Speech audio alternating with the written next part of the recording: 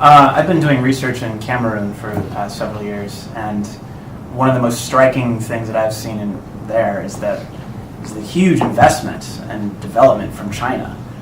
Just lots of like Chinese cities essentially in the middle of Cameroon, and they're doing great things. They're building roads, they're building infrastructure, but there is this kind of dark side where there's increased wildlife trade.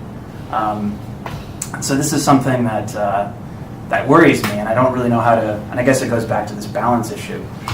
So I wonder what stories you have which might help us communicate that particular issue.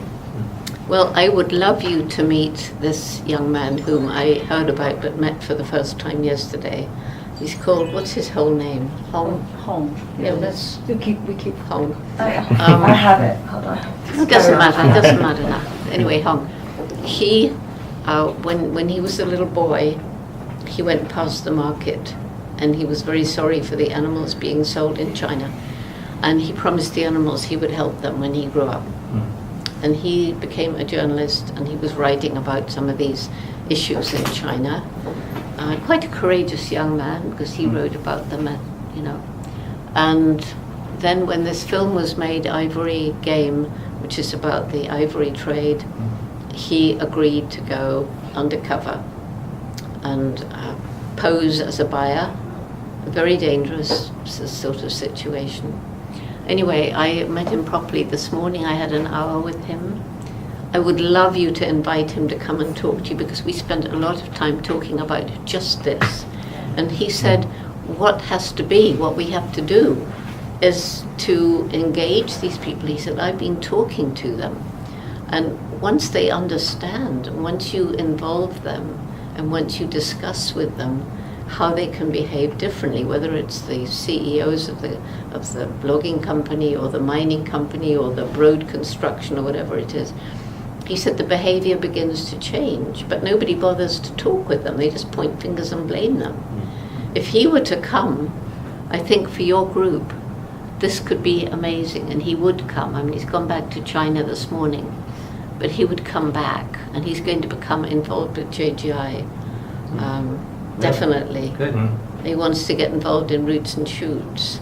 He's quite extraordinary. He's very well spoken, and so I've always felt like with the oil companies.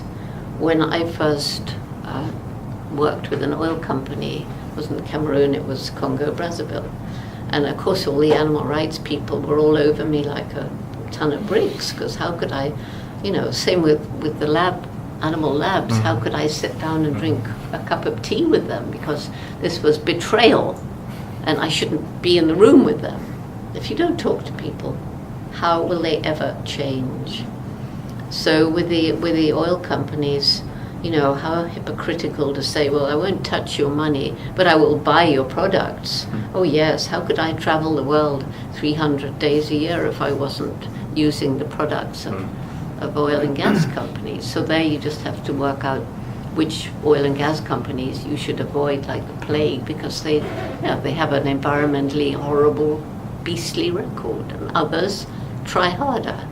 And I reckon if you work with them, you can get them even better. In fact, I was speaking to the head of Chevron, ConocoPhillips, and I said to them, because they're helping our Roots and Shoots program, and I said, you do realize, don't you, that we are educating these young people with your money not to want to buy products made in an environmentally unfriendly way?